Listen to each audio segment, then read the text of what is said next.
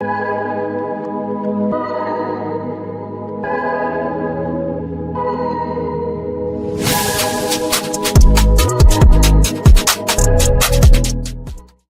everybody, this is your girl Nikki Nicole of Divas of the Roundtable Podcast. I'm joined here today with my co-host Ladybug and Spicy Red.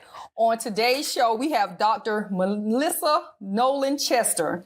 Melissa Nolan-Chester is a powerhouse educator, dynamic speaker, and soulful strategist with a mission to turn purpose into legacy. Known for her authentic voice, community-centered leadership, and ability to spark change across sectors, Melissa has inspired thousands through her work in education, empowerment, and entrepreneurship. She lives by the words, life is like a coin. You can spin it any way you wish, but you can only spin it once. And she has chosen to spin hers, uplifting others. Ladies and gentlemen, please welcome to the show, Dr. Melissa Nolan-Chester. Right, thank you. Thank you for coming on the show today. Thank you for having me. You was put on our radar by one of our producers, Mike Batiste. He told me, he said, I got a very interesting lady I want you to meet. I think she would be someone who would be great for the show. And because we wanted to do a show leading into going back to school, highlighting people who are giving back to our students, the teachers, just the education of us. Yes. Right? Because it's so important in these day and times with everything that's transpiring and how the powers that be are trying to basically erase us and the importance that you guys give to the community and to our students. So we want to thank you for coming. Thank you for having me again. Right. So tell us, what inspired you to go into the field of education? Oh, good question. Good question. I think I went into education. My degree, so I have 3 degrees. My bachelor's is in education. My master's and PhD are in sport management. Okay. And so growing up, I was an athlete and I was a nerd. And so I was I was the only Black in my classes, et cetera, because I was in advanced classes. But what I learned as a young person is that there are 2 things that nobody can take away from you. Like those are based just on your skill sets. And that was education and sport. And so those were my 2 passions. And so I blended those 2 passions together by getting my doctorate in sport management. And so I think education for me is the one thing that nobody can take away from you, no matter what. And so that is why it is my passion. And I know my God-given gift is educating others. No matter what space I'm in, I'm trying to teach and preach and speak. Yes. So that's the space that the Lord saw fit for me to play in. Okay, yes, yeah. So what made you start Black Educators Rock? What was a great what question. Was behind that?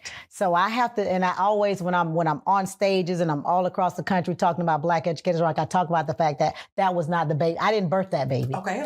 So I didn't give birth to that baby. That baby was birthed by one of my former students at FAMU. So I taught at several universities, FAMU being my alma mater and my most favorite one that I taught at. One of my students, former football player, Roosevelt Kaiser, he called me one day. He was like, Doc, we should start a Facebook group for Black educators. He was like, we want to start a group and we're going to ask our educator friends to invite their educator friends. You come in and you invite 20. And so doing that, that group grew to over 100,000 Black educators in less than 90 days. Oh, wow. It was no promotions. It was all organic. And so we had this Facebook group and, we were watching the Facebook group and I told him, with that type of growth organically, you need to do more than just a Facebook group. Yes. Let's start a nonprofit. Yes. And so we started the nonprofit. So the idea was birthed from a Facebook group. Okay. And so then we went into the nonprofit and we started the nonprofit January 2016. We had our first conference July of 2016. So we weren't even a year old and we were putting on a conference. No money, but I had trained him and some other people who were on the board, how a board works. And then they put me on the board and they outvoted me. I'm like, we don't need to have a conference. We need to raise money. They're like, no, let's do a conference. And so we're actually getting ready for our 10th annual Rock Conference this summer. So we're on number 10. Okay, so Yeah. you're number 10. And you mentioned before that this one will be different than the others. This one will be different. It was different. So this will be my second time having to go to virtual. Okay. So out of the 10 years, we've only been virtual during COVID. Okay. And so we'll be virtual this year because of the DEI. All we know, diversity, equity, and inclusion. We know that the federal government is denying funding as it relates to anything that deals with diversity. And so the fact that I am Black Educators Rock, I automatically fall into DEI. And so my educators who normally can get professional development dollars to travel and to come to the conference, that's no longer an option for them because of our name of the organization. And so we're going to just still do something.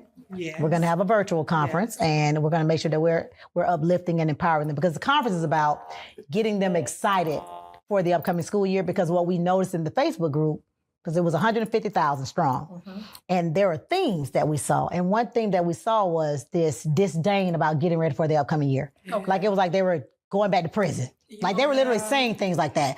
Oh, it's time to go get back in the lockup, and and so, and I was like, oh my God, we got to change this narrative. And so we started hosting the conference to get them excited about the upcoming year. Okay. Giving them resources, tools, upliftment, letting them meet like-minded people. And I can honestly say this conference has changed so many educators. There are many who came to the conference on a whim and I'm really leaving education. Like we're considering leaving, but went back and won Teacher of the Year. Okay. So it is a conference for teachers, counselors, superintendents, principals. So it's Black educators. So it's all things education. And it's not just for Black educators. It's for those teaching Black children. Because what a lot of us don't realize is that 85% of teachers are white females. Okay. So they're going to be teaching our children, whether we want them to or not. And so our conference it says it's for Black educators and those teaching Black children. And so I get that question a lot, like, is your conference just for Black people? No, if you look at my conference reels, you'll see white people that are comfortable being around Black folks and talking about Black things at the conference. Yes. Do you find that a lot of the disdain that you all encountered with some of the teachers about going back to school was due in part to lack of support from the administrations at their school and the parents? And that is a great question. That's something that we talk about a lot, is that we allow people to drive our narratives, right? So that was a lot of the talk. I don't get along with my principal, like you said, administrator versus teacher. And that's why we're Black educators, because it's not teacher versus admin. And it's not versus parent. We're all a village. Yes. We're all supposed to do this work together. Yes. So let's figure out how to do it together. And so the conference has parents, it has teachers, it has superintendents, it has principals, because that is one recurring theme that we did see in the post, was that administrator versus teacher dynamic, which is a dynamic that we try to make sure we obliterate in different ways. We do it by, hey, if you can't talk to your administrator, talk to another administrator. Right. Get another point of view from across the country, because Black Educators Rock is national. Okay. And we're even in Canada. We have members in Canada also. So international, I guess I can say as well. And so, yes, that is a theme that showed up often that I did not like. Okay. So I think I can speak on that, being in education for 27 years. I think going back to school it's stressful, because you have to meet all these expectations again. And the main thing, any teacher, anybody in education, the main thing that we are concerned about when we start back to school is if our room's set up. You always want your room set up. Yes. You always want your room to look a particular way. You always want your room to be warm and inviting for the kids the first week of school. So you're like, I gotta get this done. I gotta get this done. I gotta have my room set up. But you gotta go to meetings, and some of the meetings may not pertain to you. You gotta go to meetings of information that you've heard for 10 years in a row. And you gotta go meet on these different committees that you've met on before. And sometimes it's the same thing, like over and over again with some of the redundant training. You're like, can we have something new? Can we have something refreshing? Because all we want to do when we get back to school is get our classroom set up, see our roster, start getting our stuff ready for our kids, the folders. That's what we're worried about, is making sure we have everything in place, in order. Because I know I'm going to start ordering stuff probably mid-July for my kids, so that when we come back, They can be like, hey, I'm ready. And you're like, whoo, I got my room set up. I don't have to do this and meet with our principals. And we hate when we have to come back to school. And the first thing we got to talk about is that testing data. I was waiting on that. That's what I was waiting on, the testing data. That testing data, that testing data. What exactly is that, and how does that affect the educators that you all have come in contact with Black Educators Rock? Like the pressure from the testing, how does that affect those? It's so interesting she brought that up again, because we're national, and so we're superintendents, we're principals, we're teachers, we're counselors. I need to let you need to make sure you come to the virtual conference. The one thing that we have 3 areas of focus that we focus on with Black Educators Rock. We have instructional strategies and practices, professional knowledge, and advocacy and empowerment. And I think where we differ from most conferences is that we put a lot of energy in that advocacy and empowerment, building up the educators. So we do things like financial literacy. We're doing self-care, physical and mental health and well-being. We're doing all those things. And something else that we talk about in that is that you got to make sure people are okay before you can make sure about some test scores. And so one of my closest friends in Black Educators, he's actually on my think tank. So I have a BER think tank, and it's Principal Baruti Kafele. He's an international speaker on leadership. Dr. Marcus Jackson. Dr. Marcus Jackson is a turnaround principal superintendent. He goes from state to state, turning around test scores. So he was in Louisiana. Okay. So I'm bringing him up for a reason. He was in Atlanta. Then they took him to Louisiana. He was in Louisiana with a hurricane, a flood, and one other major disaster. And despite all of that, their test scores rose every year that he was there. And it's because he focuses on the people first. He focuses on the affective domain first. And so if you focus on people and the affective domain, the rest of it will follow. But what we see in the system is that we focus on test, scores. Oh, we don't have time for that. We don't have time for SEL. We don't have time for that. When in actuality, it's the other way around. And so I know that you have that quote as my favorite quote. Yes. But when it comes to Black Educators Rock, my favorite quote is, in a system of oppression, you are either an oppressor or a revolutionary. And so most people, what they do is they tend to fall into education and be status quo, and they're oppressors. You're oppressing. You're just as oppressing as the system because you're not being out of the box. And so we try to talk to our administrators and superintendents about, hey, let's de-emphasize the test scores so much, and let's focus on the self-care of the teacher. Because a lot of our teachers, they're dealing with a lot of stuff, right? And then we're expecting them to come in and and then we're not giving them the resources, the money. And I talk about this a lot too on the platform. Again, understand that white females are the majority of educators. So when people say, oh, they need to raise teachers, they're never going to raise teacher salaries. Why? Because the white female is not the wage earner in the home. There's no need for her to put more money in because that's just something she's doing, right? That's not her husband is the breadwinner. Right. And so that's never going to be where they're going to put a lot of money in education. And so what we have to do is find other ways to support our educators. And it starts with, like I said, the affective domain first, making sure they're good financially, emotionally, spiritually, physically, health-wise, and you're going to get the best educator in that classroom. You answered my question. I was going to ask you about advocating of educators, so you answered my question. So let me ask you this. What changes have you noticed in education from the start of your career to now? So my career is higher ed. So both, when it comes to higher ed or K-12, the changes that I've noticed most, unfortunately, is the lack of village, right? People act like the things that we're seeing with children now is new, right? It's not. Parents been absent. Parents been not buying supplies, but we act as if that is a major deal now. And like I said, with Black Educators Rock, what we saw in our Facebook group, which is one reason that we used to allow anybody to post, but then we started monitoring the posts to change the narrative. Because what you're not going to do is be a Black person coming on here talking about Black children. Right. So we had a lot of people just talking about how, these kids are this and these kids are that. And I'm always the one that says, if these kids are anything, it's 3 hitting you back in the chest. Yes.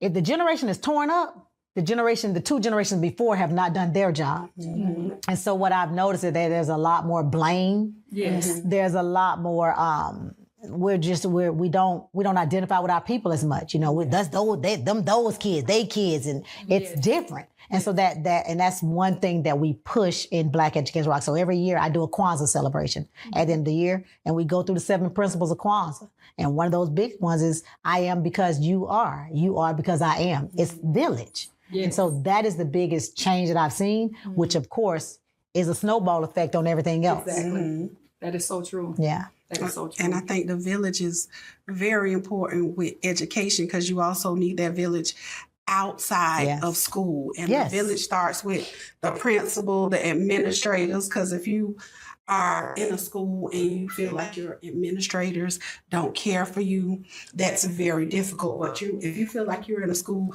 where everybody cares and the teachers have their back, or their parents, you can call your parents and say this, because I know I can call my parents. Hey, I got a meeting. Okay, Miss Reed, I'm just going to sign the paperwork because I know you're going to take care of it. I'm like, fine. As long as I get my paperwork, as long as you know what's going on, I am content. So I can call my parents and say, hey, we didn't have a good day today.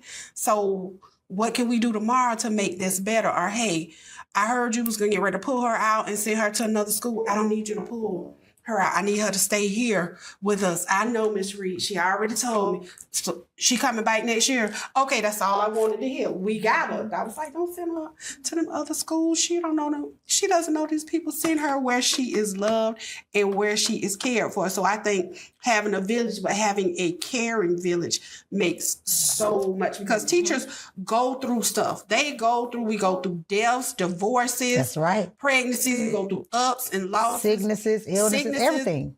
And when you have that village, it makes a whole difference. When I lost my mama, that school year, I didn't go back to school from Thanksgiving till the beginning of the year. And when I came back to school, they had a big banner.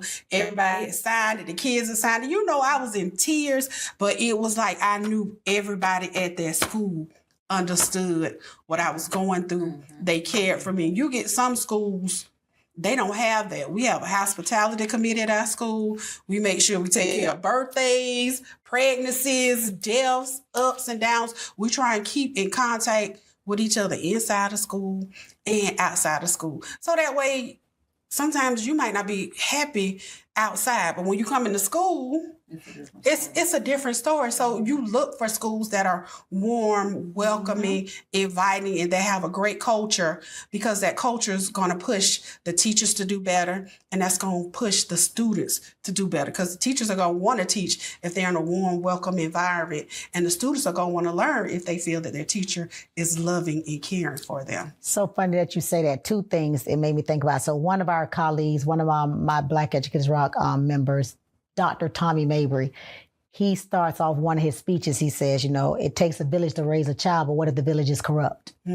So he talks about the fact that, so like you said, to the point of the village has changed. Like the village is not as strong as it was. And then you talked about on and off school grounds. And so I am also a part of an organization called Off School Grounds. Okay. Now, Off School Grounds Coalition is more superintendents, principals, leaders. Okay. Right. So they focus on them because, again, like you're saying, we have to make that environment good for the teachers.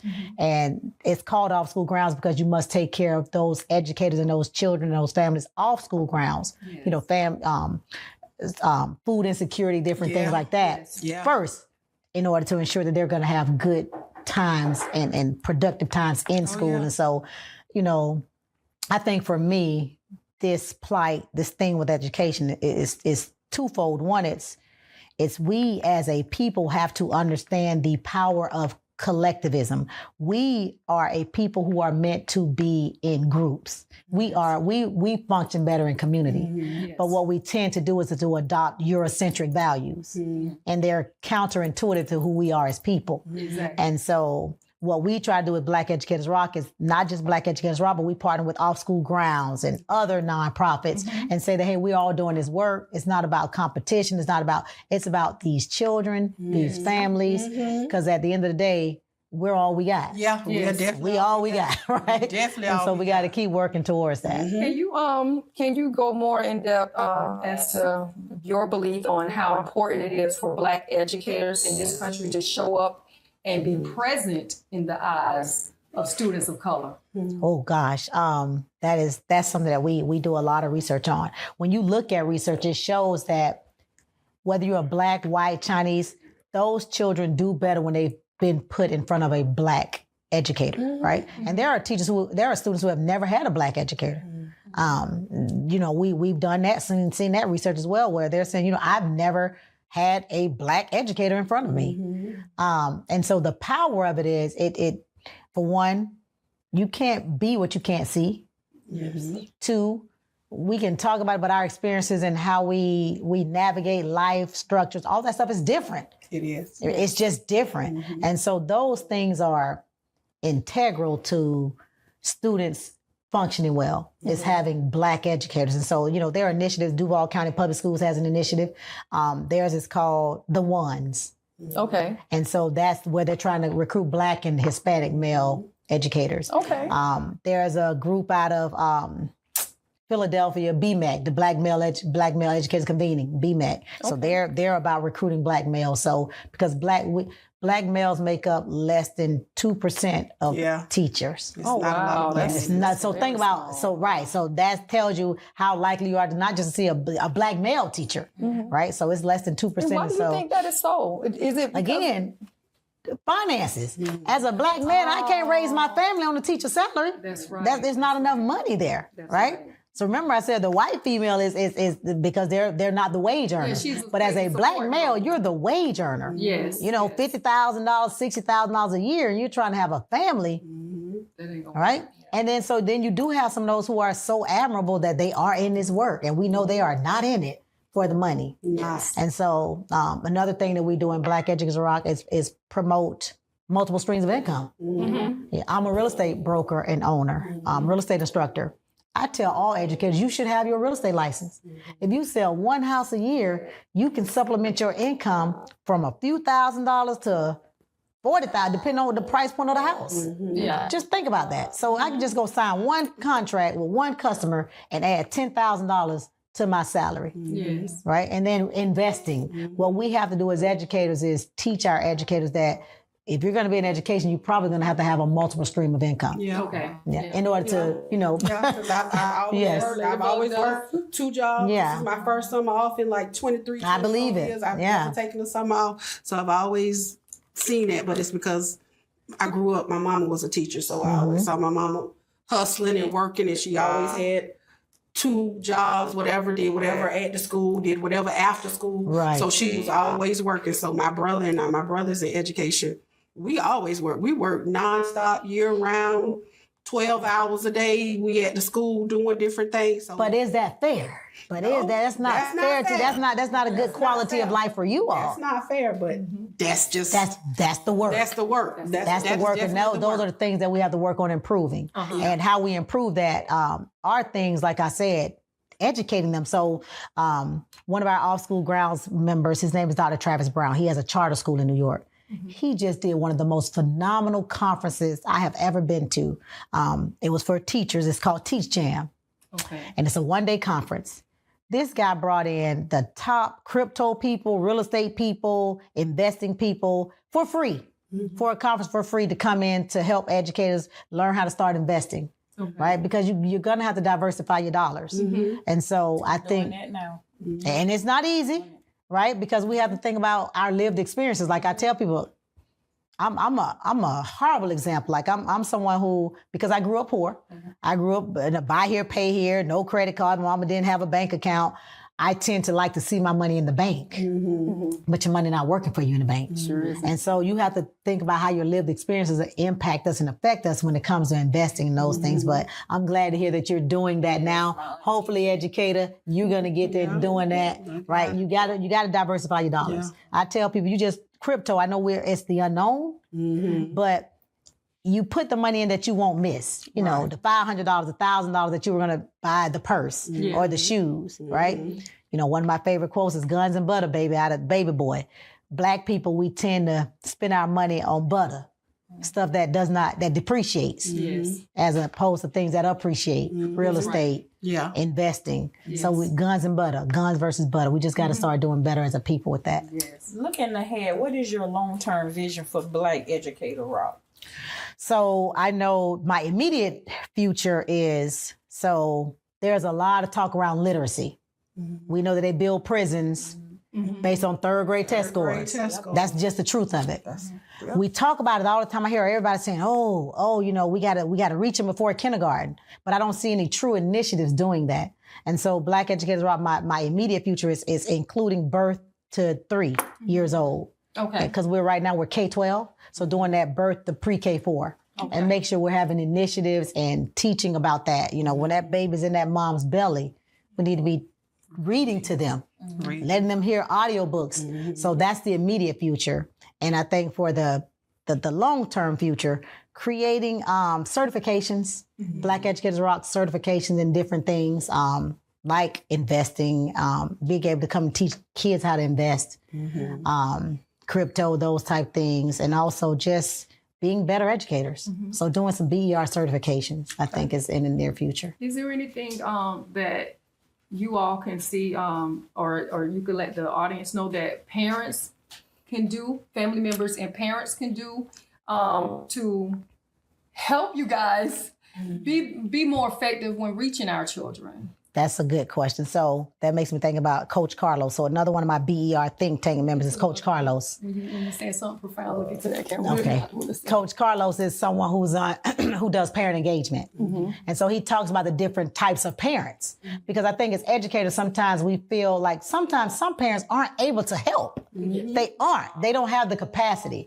And I think when it comes to what can they do, I think it's what the educator has to do is make the parent comfortable letting them know what my level of capability is, right? Some parents are never going to be able to attend a meeting because they're working 2 and 3 jobs, Yes. right?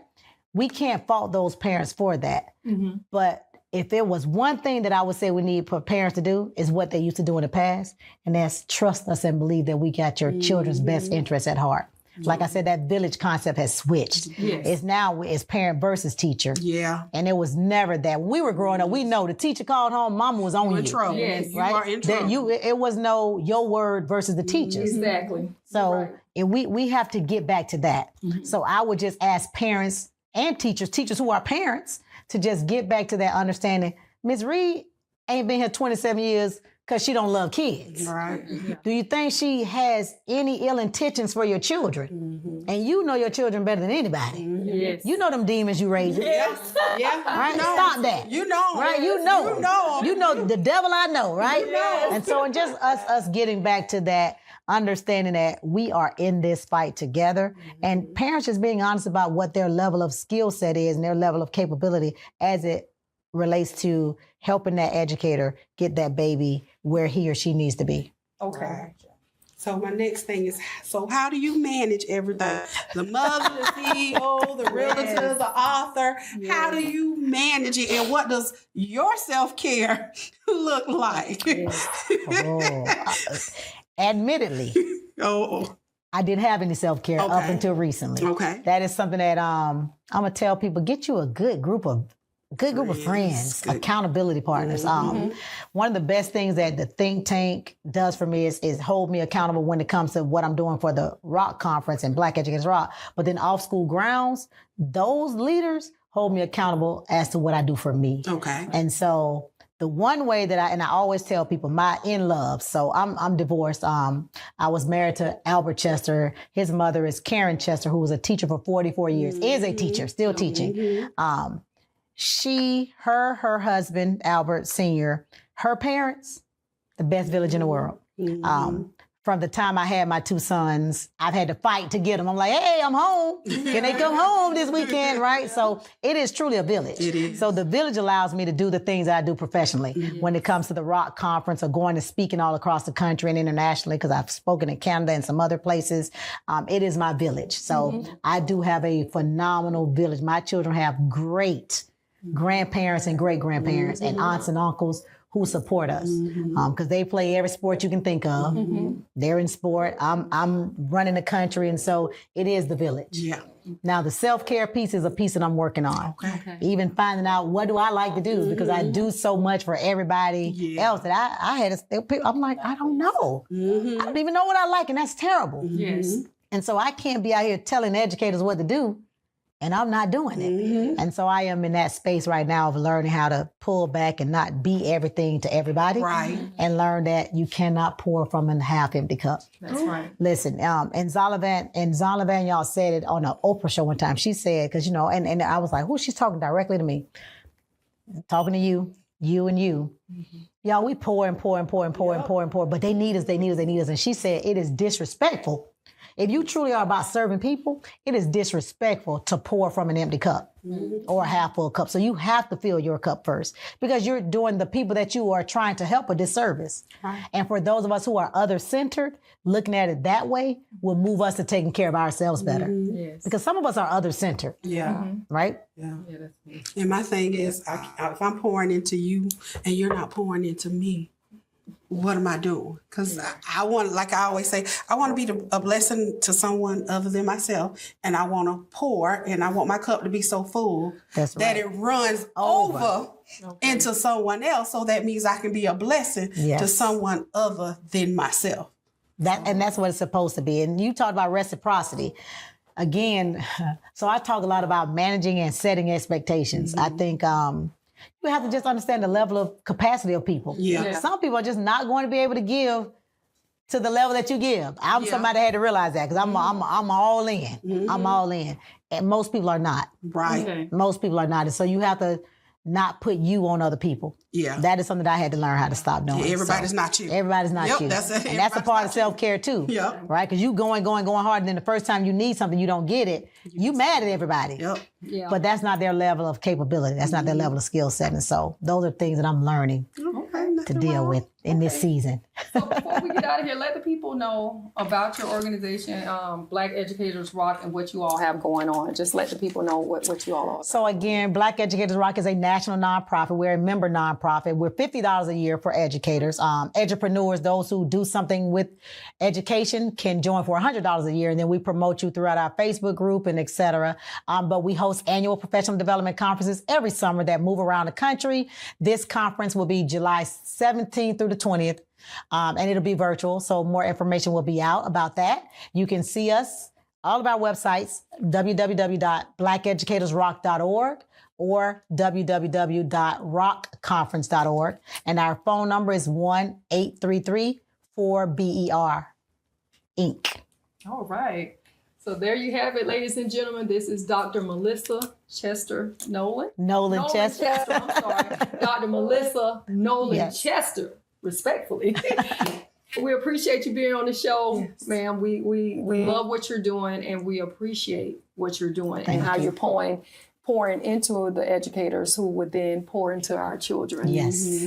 So this was today's show. You guys know, if y'all get that call from the school telling you to pick up your bad behind kids, think of my girl Ladybug. She's been in education for 27 years. Yes. So this year it will be 28. 28 in August. If you're riding the highways and byways of the United States and you pass that FedEx truck, think of my girl Spicy Red. She's out on the roads. Y'all, please be safe out there. And if you think of anything dealing with love, peace, and prosperity, please think of me. Y'all be blessed. Have a good evening. All right. Thank you. Thank you.